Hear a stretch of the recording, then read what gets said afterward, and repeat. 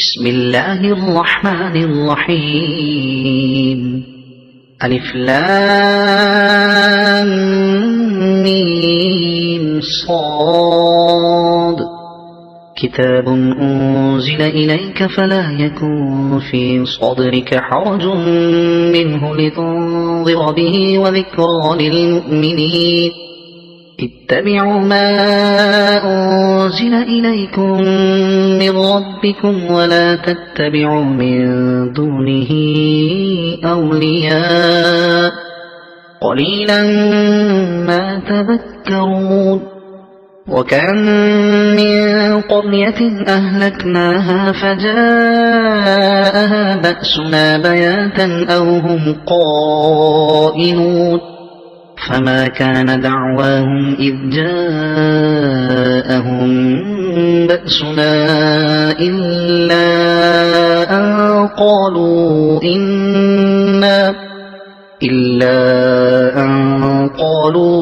إنا كنا ظالمين. فلنسألن الذين أرسل إليهم ولنسألن المرسلين فلنقصن عليهم بعلم وما كنا غائبين. والوزن يومئذ الحق فمن ثقلت موازينه فأولئك هم المفلحون. ومن خفت موازينه فأولئك الذين خسروا أنفسهم بما كانوا بآياتنا يظلمون. ولقد مكناكم في الأرض وجعلنا لكم فيها معايش قليلا ما تشكرون. ولقد خلقناكم ثم صورناكم ثم قلنا للملائكة اسجدوا لآدم فسجدوا إلا إبليس لم يكن من الساجدين. قال ما منعك ألا تسجد إذ أمرتك؟ قال أنا خير منه خلقتني من نار وخلقته من طين. قال فاهبط منها فما يكون لك أن تتكبر فيها فاخرج إنك من الصاغرين. قال أنظرني إلى يوم يبعثون. قال إنك من المنظرين. قال فبما أغويتني لأقعدن لهم صراطك المستقيم ثم لآتينهم من بين أيديهم ومن خلفهم وعن أيمانهم وعن شمائلهم ولا تجد أكثرهم شاكرين. قال اخرج منها مذءوما مدحورا لمن تبعك منهم لأملأن جهنم منكم أجمعين. ويا آدم اسكن أنت وزوجك الجنة فكلا من حيث شئتما ولا تقربا هذه الشجرة فتكونا من الظالمين. فوسوس لهما الشيطان ليبدي لهما ما وري عنهما من سوآتهما وقال ما نهاكما ربكما عن هذه الشجرة إلا أن تكونا ملكين أو تكونا من الخالدين. وقاسمهما إني لكما لمن الناصحين. فدلاهما بغرور فلما ذاقا الشجرة بدت لهما سوآتهما وطفقا يخصفان عليهما من ورق الجنة وناداهما ربهما ألم أنهكما عن تلكما الشجرة وأقل لكما إن الشيطان لكما عدو مبين قالا ربنا ظلمنا أنفسنا وإن لم تغفر لنا وترحمنا لنكونن من الخاسرين قال اهبطوا بعضكم لبعض عدو ولكم في الأرض مستقر ومتاع إلى حين قال فيها تحيون وفيها تموتون ومنها تخرجون يا بني آدم قد أنزلنا عليكم لباسا يواري سوآتكم وريشا ولباس التقوى ذلك خير ذلك من آيات الله لعلهم يذكرون يا بني آدم لا يفتننكم الشيطان كما أخرج أبويكم من الجنة ينزع عنهما لباسهما ليريهما سوآتهما إنه يراكم هو وقبيله من حيث لا ترونه إنا جعلنا الشياطين أولياء للذين لا يؤمنون وإذا فعلوا فاحشة قالوا وجدنا عليها آباءنا والله أمرنا بها قل إن الله لا يأمر بالفحشاء أتقولون على الله ما لا تعلمون قل أمر ربي بالقسط وأقيموا وجوهكم عند كل مسجد وادعوه مخلصين له الدين وأقيموا وجوهكم عند كل مسجد وادعوه مخلصين له الدين كما بدأكم تعودون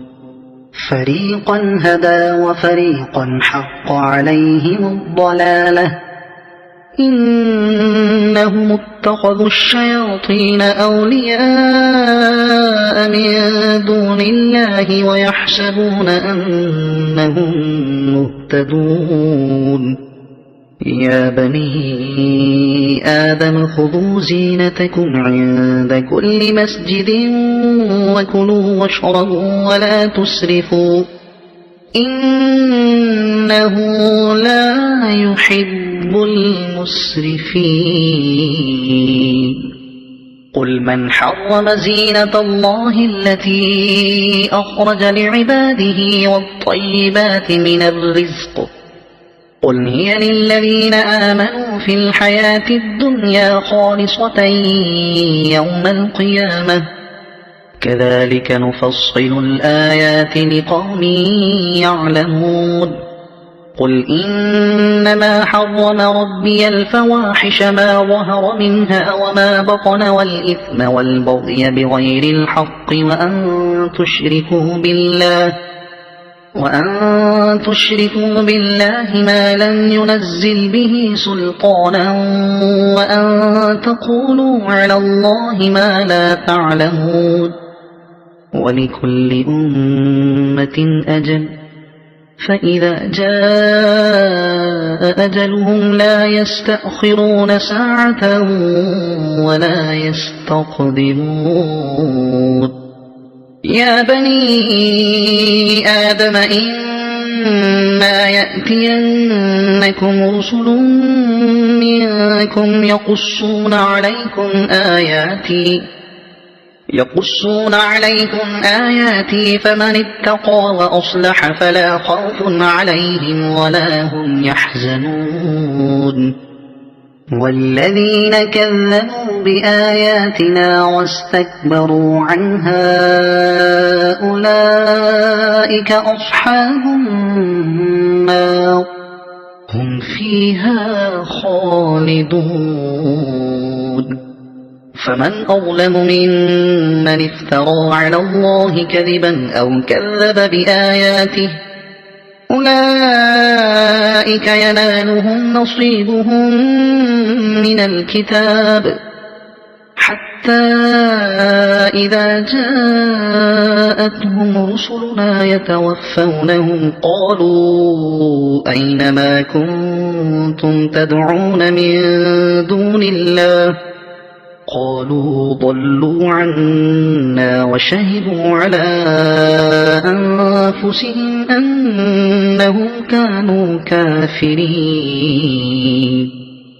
قال ادخلوا في قد خلت من قبلكم من الجن والإنس في النار كلما دخلت أمة لعنت أختها حتى إذا اداركوا فيها جميعا قالت أخراهم لأولاهم ربنا هؤلاء أضلونا فآتهم عذابا ضعفا من النار قال لكل ضعف ولكن لا تعلمون وقالت أولاهم لأخراهم فما كان لكم علينا من فضل فذوقوا العذاب بما كنتم تكسبون إن الذين كذبوا بآياتنا واستكبروا عنها لا تفتح لهم أبواب السماء ولا يدخلون الجنة حتى يلج الجمل في سم الخياط وكذلك نجزي المجرمين لهم من جهنم مهاد ومن فوقهم غواش وكذلك نجزي الظالمين والذين آمنوا وعملوا الصالحات لا نكلف نفسا إلا وسعها أولئك أصحاب الجنة هم فيها خالدون ونزعنا ما في صدورهم من غل تجري من تحتهم الأنهار وقالوا الحمد لله الذي هدانا لهذا وما كنا لنهتدي لولا أن هدانا الله لقد جاءت رسل ربنا بالحق ونودوا أن تلكم الجنة أورثتموها بما كنتم تعملون ونادى أصحاب الجنة أصحاب النار أن قد وجدنا ما وعدنا ربنا حقا فهل وجدتم ما وعد ربكم حقا قالوا نعم فأذن مؤذن بينهم اللعنة الله على الظالمين الذين يصدون عن سبيل الله ويبغونها عوجا وهم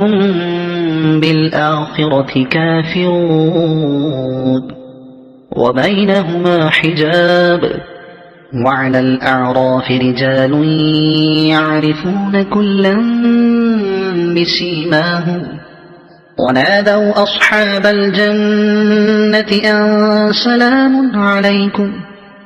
لم يدخلوها وهم يطمعون وإذا صرفت أبصارهم تلقاء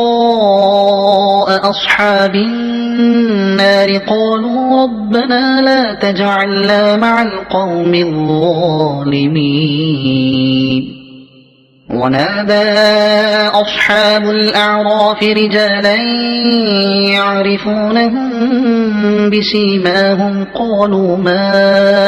أغنى عنكم جمعكم وما كنتم تستكبرون أهؤلاء الذين أقسمتم لا ينالهم الله برحمة ادخلوا الجنة لا خوف عليكم ولا أنتم تحزنون ونادى أصحاب النار أصحاب الجنة أن أفيضوا علينا من الماء أو مما رزقكم الله قالوا إن الله حرمهما على الكافرين الذين اتخذوا دينهم لهوا ولعبا وغرتهم الحياة الدنيا فاليوم ننساهم كما نسوا لقاء يومهم هذا وما كانوا بآياتنا يجحدون ولقد جئناهم بكتاب فصلناه على علم هدى ورحمة لقوم يؤمنون هل ينظرون إلا تأويله يوم يأتي تأويله يقول الذين نسوه من قبل قد جاءت رسل ربنا بالحق فهل لنا من شفعاء فيشفعوا لنا أو نرد فنعمل غير الذي كنا نعمل قد خسروا أنفسهم وضل عنهم ما كانوا يفترون إن ربكم الله الذي خلق السماوات والأرض في 6 أيام ثم استوى على العرش يغشي الليل النهار يطلبه حثيثا والشمس والقمر والنجوم مسخرات بأمره ألا له الخلق والأمر تبارك الله رب العالمين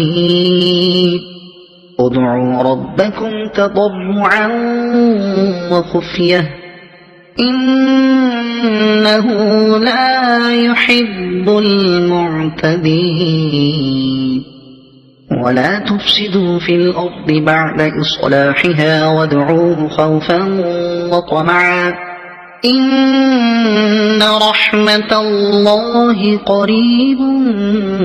من المحسنين وهو الذي يرسل الرياح بشرا بين يدي رحمته حتى إذا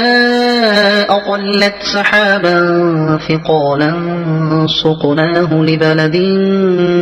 ميت فأنزلنا به الماء فأخرجنا به من كل الثمرات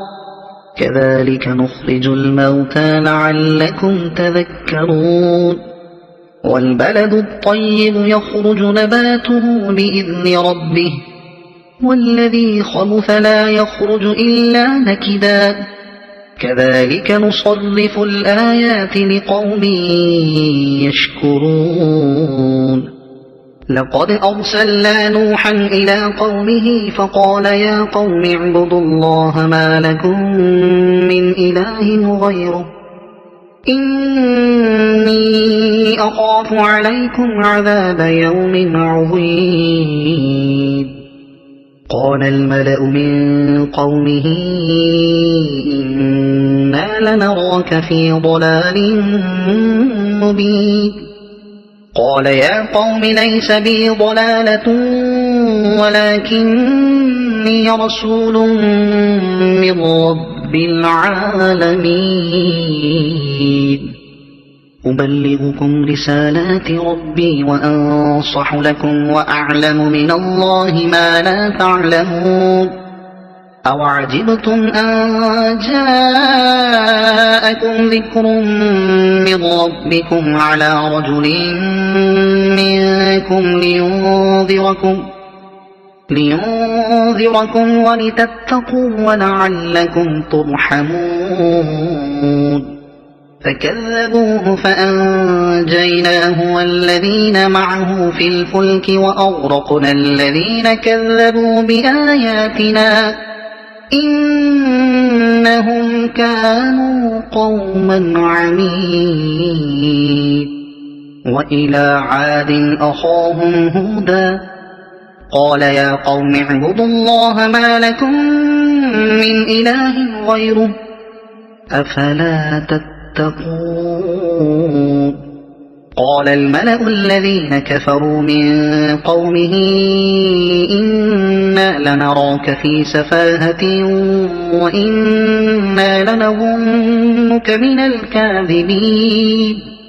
قال يا قوم ليس بي سفاهة ولكني رسول من رب العالمين أبلغكم رسالات ربي وأنا لكم ناصح أمين أوعجبتم أن جاءكم ذكر من ربكم على رجل منكم لينذركم واذكروا إذ جعلكم خلفاء من بعد قوم نوح وزادكم في الخلق بسطة فاذكروا آلاء الله لعلكم تفلحون قالوا أجئتنا لنعبد الله وحده ونذر ما كان يعبد آباؤنا فأتنا بما تعدنا إن كنت من الصادقين قال قد وقع عليكم من ربكم رجس وغضب أتجادلونني في أسماء سميتموها أنتم وآباؤكم ما نزل الله بها من سلطان فانتظروا إني معكم من المنتظرين فأنجيناه والذين معه برحمة منا وقطعنا دابر الذين كذبوا بآياتنا وما كانوا مؤمنين وإلى ثمود أخاهم صالحا قال يا قوم اعبدوا الله ما لكم من إله غيره قد جاءتكم بينة من ربكم هذه ناقة الله لكم آية فذروها تأكل في أرض الله ولا تمسوها بسوء فيأخذكم عذاب أليم واذكروا إذ جعلكم خلفاء من بعد عاد وبوأكم في الأرض تتخذون من سهولها قصورا وتنحتون الجبال بيوتا فاذكروا آلاء الله ولا تعثوا في الأرض مفسدين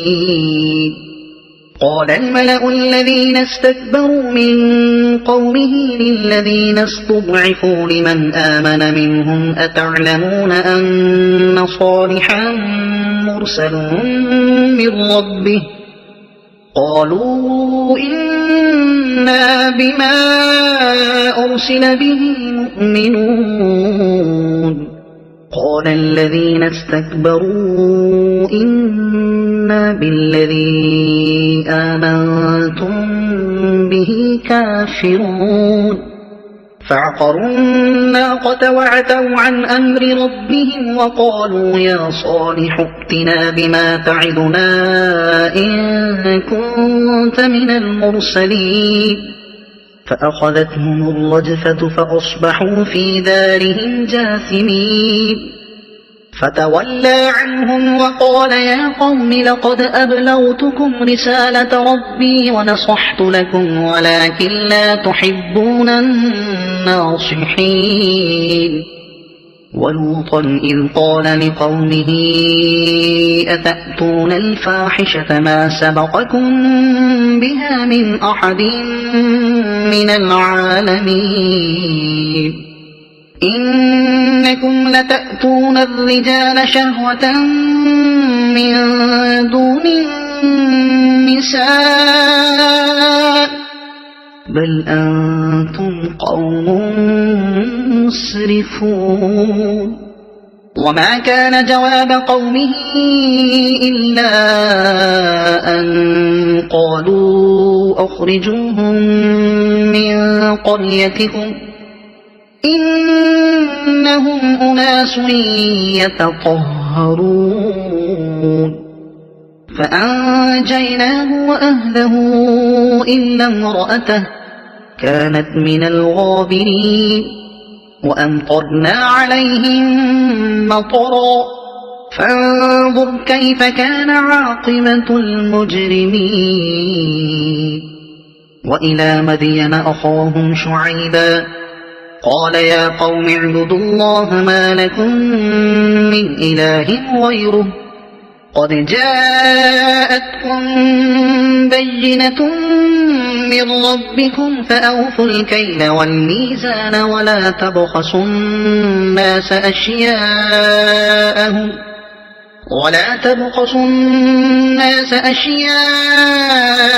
ولا تفسدوا في الأرض بعد إصلاحها ذلكم خير لكم إن كنتم مؤمنين ولا تقعدوا بكل صراط توعدون وتصدون عن سبيل الله من آمن به وتبغونها عوجا واذكروا إذ كنتم قليلا فكثركم وانظروا كيف كان عاقبة المفسدين وإن كان طائفة منكم آمنوا بالذي أرسلت به وطائفة لم يؤمنوا فاصبروا حتى يحكم الله بيننا وهو خير الحاكمين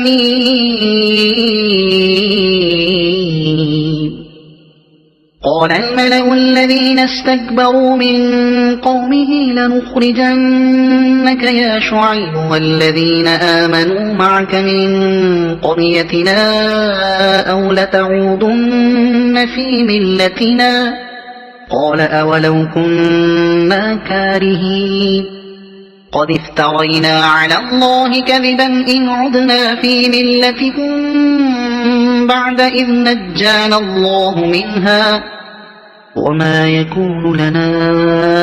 أن نعود فيها إلا أن يشاء الله ربنا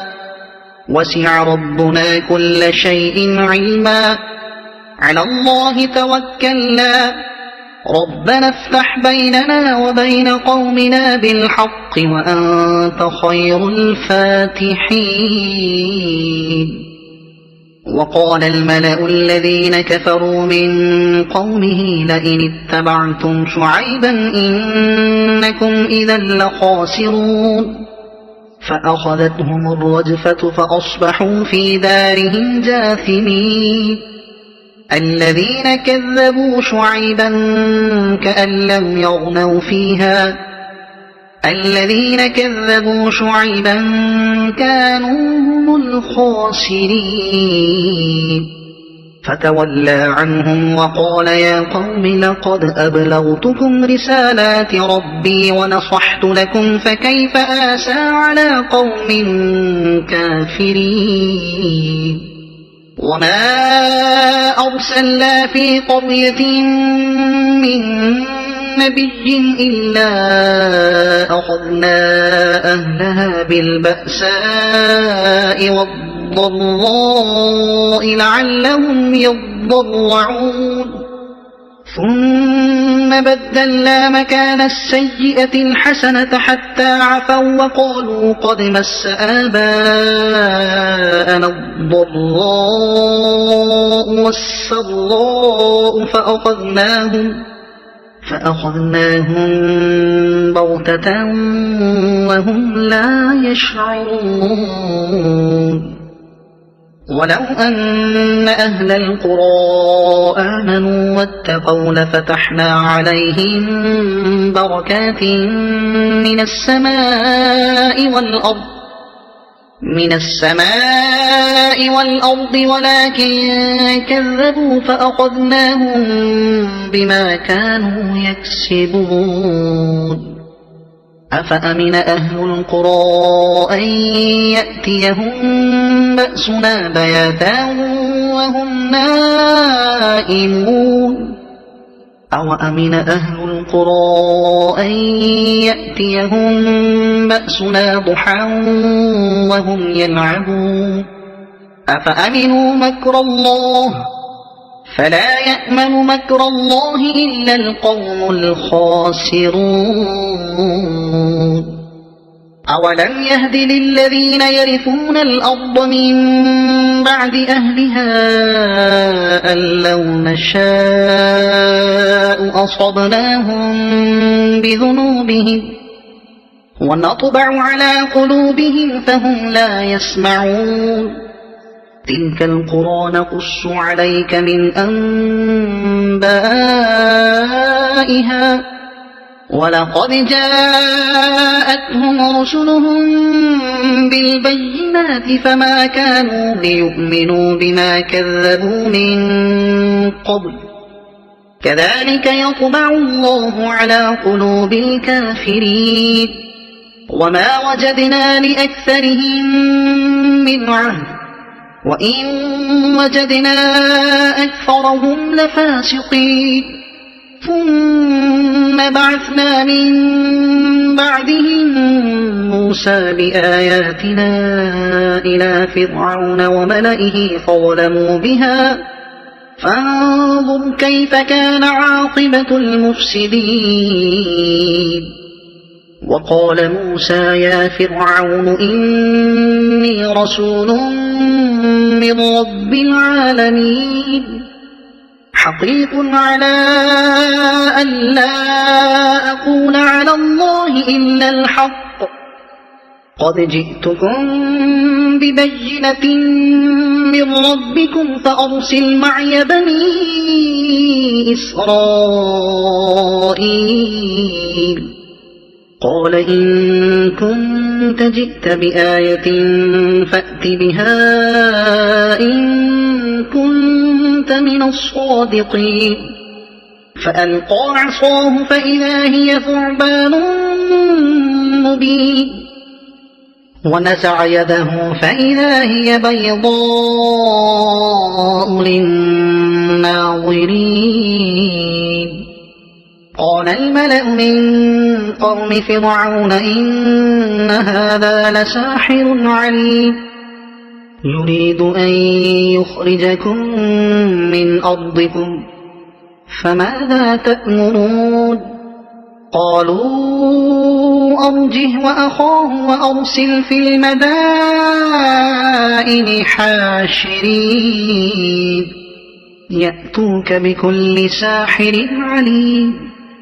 وجاء السحرة فرعون قالوا إن لنا لأجرا إن كنا نحن الغالبين قال نعم وإنكم لمن المقربين قالوا يا موسى إما أن تلقي وإما أن نكون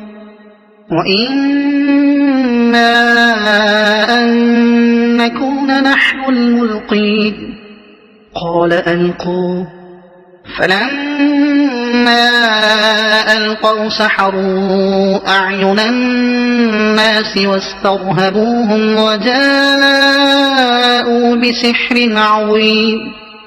وأوحينا إلى موسى أن ألق عصاك فإذا هي تلقف ما يأفكون فوقع الحق وبطل ما كانوا يعملون فغلبوا هنالك وانقلبوا صاغرين وألقي السحرة ساجدين قالوا آمنا برب العالمين رب موسى وهارون قال فرعون آمنتم به قبل أن آذن لكم إن هذا لمكر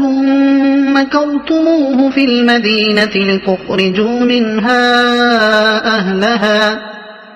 فسوف تعلمون لأقطعن أيديكم وأرجلكم من خلاف ثم لأصلبنكم أجمعين قالوا إنا إلى ربنا منقلبون وما تنقم منا إلا أن آمنا بآيات ربنا لما جاءتنا ربنا أفرغ علينا صبرا وتوفنا مسلمين وقال الملأ من قوم فرعون أتذر موسى وقومه ليفسدوا في الأرض ويذرك وآلهتك قال سنقتل أبناءهم ونستحيي نساءهم وإنا فوقهم قاهرون قال موسى لقومه استعينوا بالله واصبروا إن الأرض لله يورثها من يشاء من عباده والعاقبة للمتقين قالوا أوذينا من قبل أن تأتينا ومن بعد ما جئتنا قال عسى ربكم أن يهلك عدوكم ويستخلفكم في الأرض فينظر كيف تعملون ولقد أخذنا آل فرعون بالسنين ونقص من الثمرات لعلهم يذكرون فإذا جاءتهم الحسنة قالوا لنا هذه وإن تصبهم سيئة يطيروا بموسى ومن معه ألا إنما طائرهم عند الله ولكن أكثرهم لا يعلمون وقالوا مهما تأتنا به من آية لتسحرنا بها فما نحن لك بمؤمنين فأرسلنا عليهم الطوفان والجراد والقمل والضفادع والدم آيات مفصلات فاستكبروا وكانوا قوما مجرمين ولما وقع عليهم الرجز قالوا يا موسى ادع لنا ربك بما عهد عندك لئن كشفت عنا الرجز لنؤمنن لك ولنرسلن معك بني إسرائيل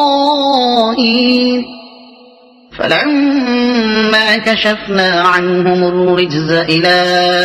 أجل هم بالغوه إذا هم ينكثون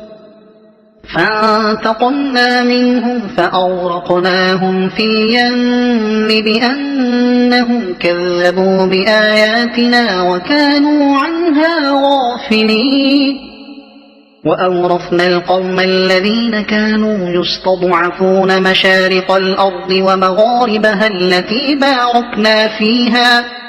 وتمت كلمة ربك الحسنى على بني إسرائيل بما صبروا ودمرنا ما كان يصنع فرعون وقومه وما كانوا يعرشون وجاوزنا ببني إسرائيل البحر فأتوا على قوم يعكفون على أصنام لهم قالوا يا موسى اجعل لنا إلها كما لهم آلهة قال إنكم قوم تجهلون إن هؤلاء متبر ما هم فيه وباطل ما كانوا يعملون قال أغير الله أبغيكم إلها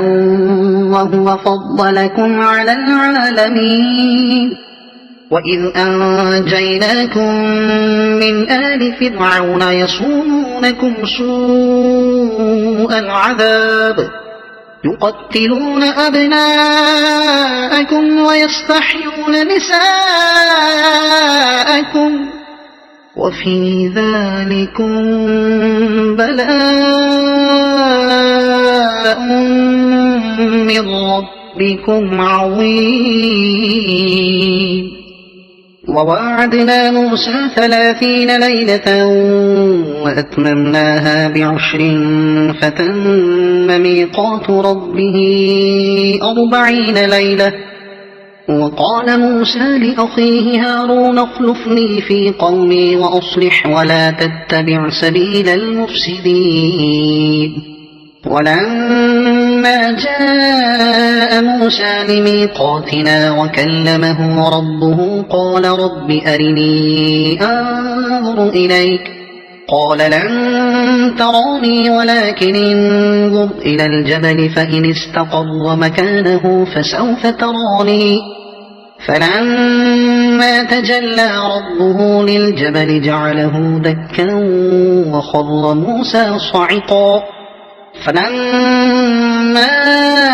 أفاق قال سبحانك تبت إليك وأنا أول المؤمنين قال يا موسى إني اصطفيتك على الناس برسالاتي وبكلامي فخذ ما آتيتك وكن من الشاكرين وكتبنا له في الألواح من كل شيء موعظة وتفصيلا لكل شيء فخذها بقوة وأمر قومك يأخذوا بأحسنها سأريكم دار الفاسقين سأصرف عن آياتي الذين يتكبرون في الأرض بغير الحق وإن يروا كل آية لا يؤمنوا بها وإن يروا سبيل الرشد لا يتخذوه سبيلا وإن يروا سبيل الغي يتخذوه سبيلا ذلك بأنهم كذبوا بآياتنا وكانوا عنها غافلين والذين كذبوا بآياتنا ولقاء الآخرة حبطت أعمالهم هل يجزون إلا ما كانوا يعملون واتخذ قوم موسى من بعده من حليهم عجلا جسدا له خوار ألم يروا أنه لا يكلمهم ولا يهديهم سبيلا اتخذوه وكانوا ظالمين ولما سقط في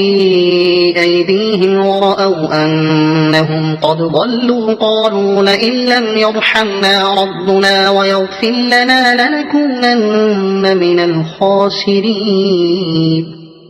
ولما رجع موسى إلى قومه غضبان أسفا قال بئس ما خلفتموني من بعدي أعجلتم أمر ربكم وألقى الألواح وأخذ برأس أخيه يجره إليه قال ابن أم إن القوم استضعفوني وكادوا يقتلونني فلا تشمت بي الأعداء ولا تجعلني مع القوم الظالمين قال رب اغفر لي ولأخي وأدخلنا في رحمتك وأنت أرحم الراحمين إن الذين اتخذوا العجل سينالهم غضب من ربهم وذلة في الحياة الدنيا وكذلك نجزي المفترين والذين عملوا السيئات ثم تابوا من بعدها وآمنوا إن ربك من بعدها لغفور رحيم ولما سكت عن موسى الغضب أخذ الألواح وفي نسختها هدى ورحمة للذين هم لربهم يرهبون واختار موسى قومه 70 رجلا لميقاتنا فلما أخذتهم الرجفة قال رب لو شئت أهلكتهم من قبل وإياي أتهلكنا بما فعل السفهاء منا إن هي إلا فتنتك تضل بها من تشاء وتهدي من تشاء أنت ولينا فاغفر لنا وارحمنا وأنت خير الغافرين واكتب لنا في هذه الدنيا حسنة وفي الآخرة إنا هدنا إليك قال عذابي أصيب به من أشاء ورحمتي وسعت كل شيء فسأكتبها للذين يتقون ويؤتون الزكاة والذين هم بآياتنا يؤمنون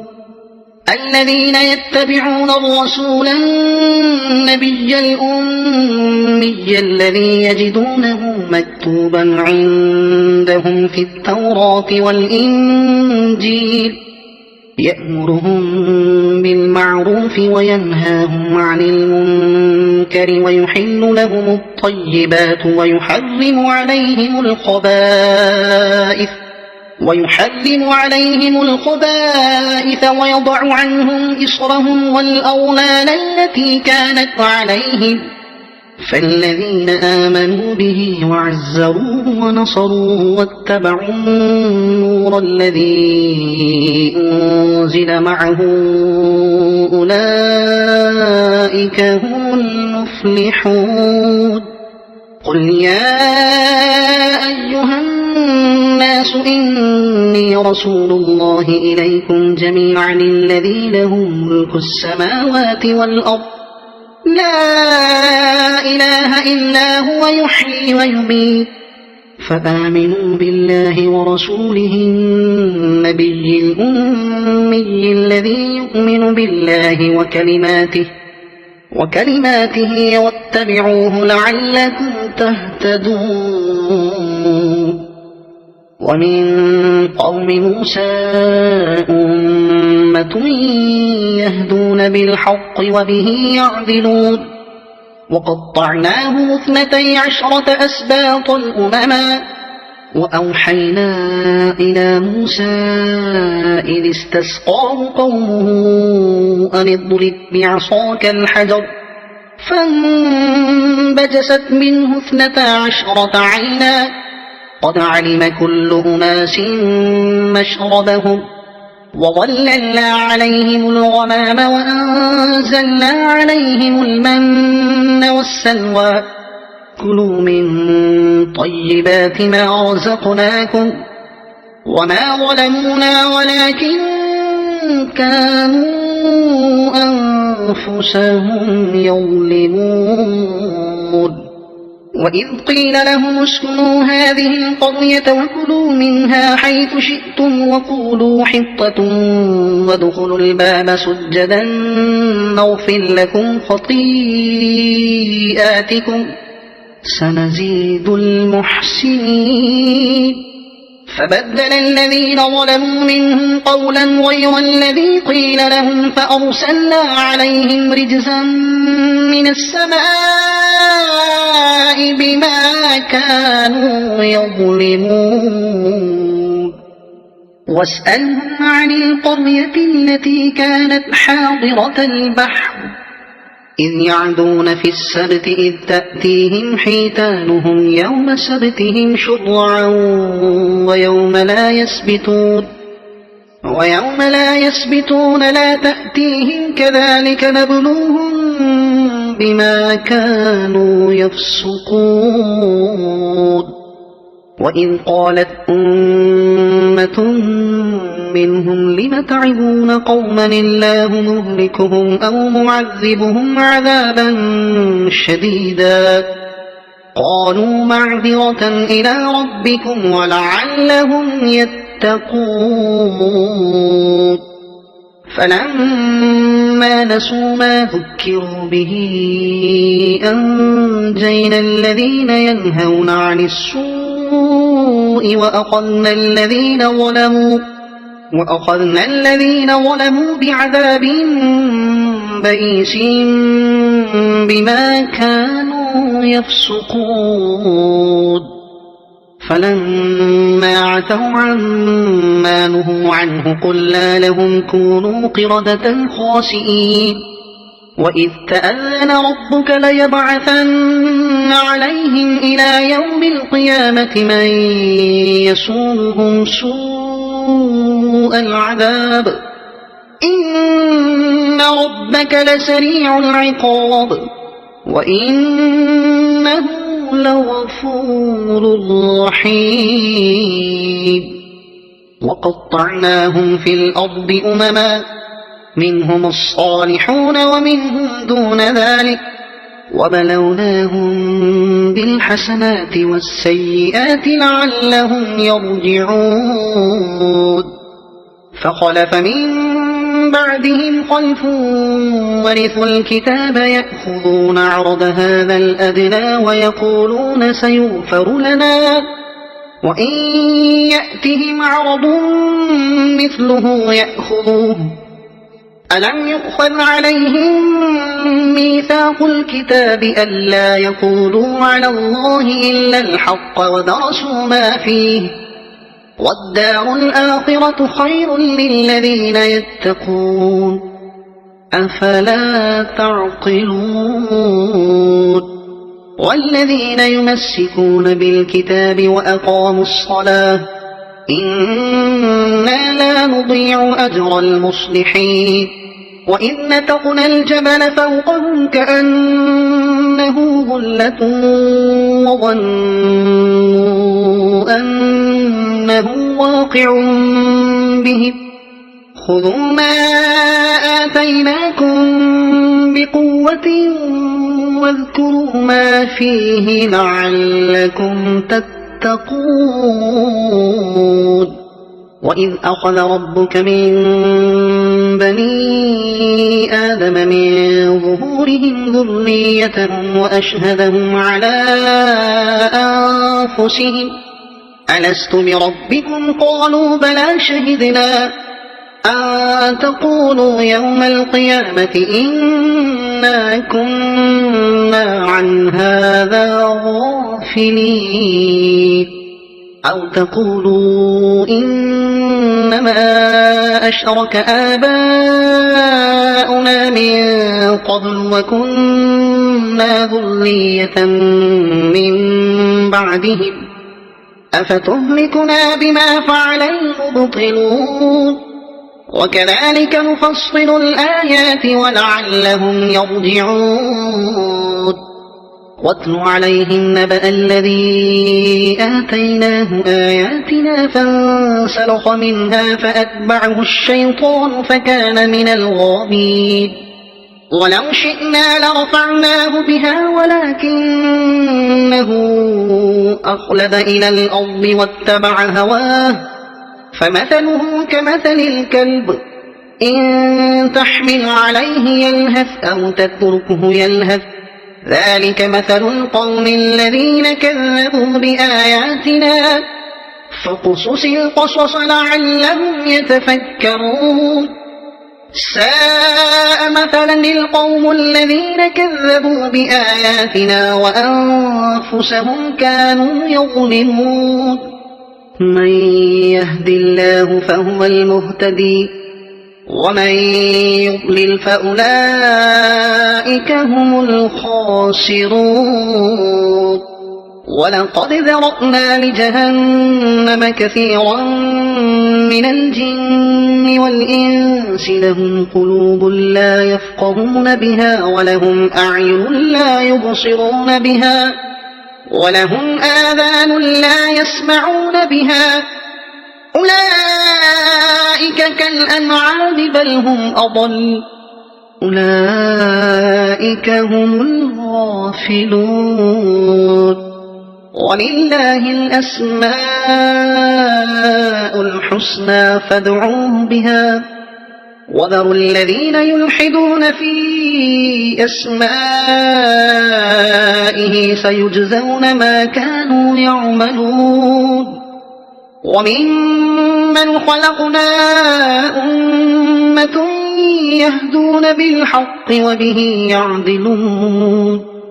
والذين كذبوا بآياتنا سنستدرجهم من حيث لا يعلمون وأملي لهم إن كيدي متين أولم يتفكروا ما بصاحبهم من جنة إن هو إلا نذير مبين أولم ينظروا في ملكوت السماوات والأرض وما خلق الله من شيء وأن عسى أن يكون قد اقترب أجلهم فبأي حديث بعده يؤمنون من يضلل الله فلا هادي له ويذرهم في طغيانهم يعمهون يسألونك عن الساعة أيان مرساها قل إنما علمها عند ربي لا يجليها لوقتها إلا هو ثقلت في السماوات والأرض لا تأتيكم إلا بغتة يسألونك كأنك حفي عنها قل إنما علمها عند الله ولكن أكثر الناس لا يعلمون قل لا أملك لنفسي نفعا ولا ضرا إلا ما شاء الله ولو كنت أعلم الغيب لاستكثرت من الخير وما مسني السوء إن أنا إلا نذير وبشير لقوم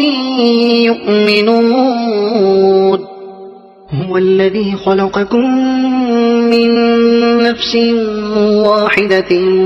وجعل منها زوجها ليسكن إليها فلما تغشاها حملت حملا خفيفا فمرت به فلما أثقلت دعوا الله ربهما لئن آتيتنا صالحا لنكونن من الشاكرين فلما آتاهما صالحا جعلا له شركاء فيما آتاهما فتعالى الله عما يشركون أيشركون ما لا يخلق شيئا وهم يخلقون ولا يستطيعون لهم نصرا ولا أنفسهم ينصرون وإن تدعوهم إلى الهدى لا يتبعوكم سواء عليكم أدعوتموهم أم أنتم صامتون إن الذين تدعون من دون الله عباد أمثالكم فادعوهم فليستجيبوا لكم إن كنتم صادقين ألهم أرجل يمشون بها أم لهم أيدي يبطشون بها أم لهم أعين يبصرون بها أم لهم آذان يسمعون بها قل ادعوا شركاءكم ثم كيدون فلا تنظرون إن وليي الله الذي نزل الكتاب وهو يتولى الصالحين والذين تدعون من دونه لا يستطيعون نصركم ولا أنفسهم ينصرون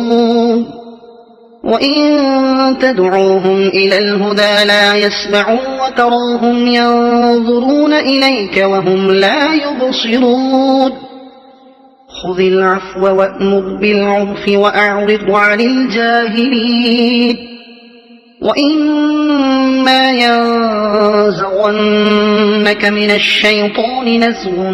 فاستعذ بالله إنه سميع عليم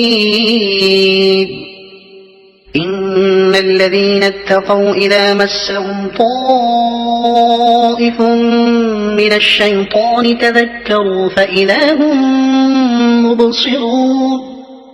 وإخوانهم يمدونهم في الغي ثم لا يقصرون وإذا لم تأتهم بآية قالوا لولا اجتبيتها قل إنما أتبع ما يوحى إلي من ربي هذا بصائر من ربكم وهدى ورحمة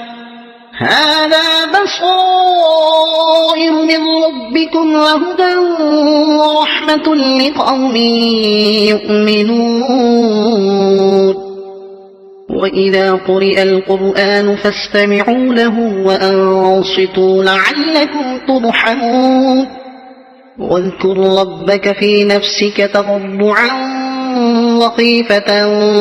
ودون الجهر من القول بالغدو والآصال ولا تكن من الغافلين إن الذين عند ربك لا يستكبرون عن عبادته ويسبحونه وله يسجدون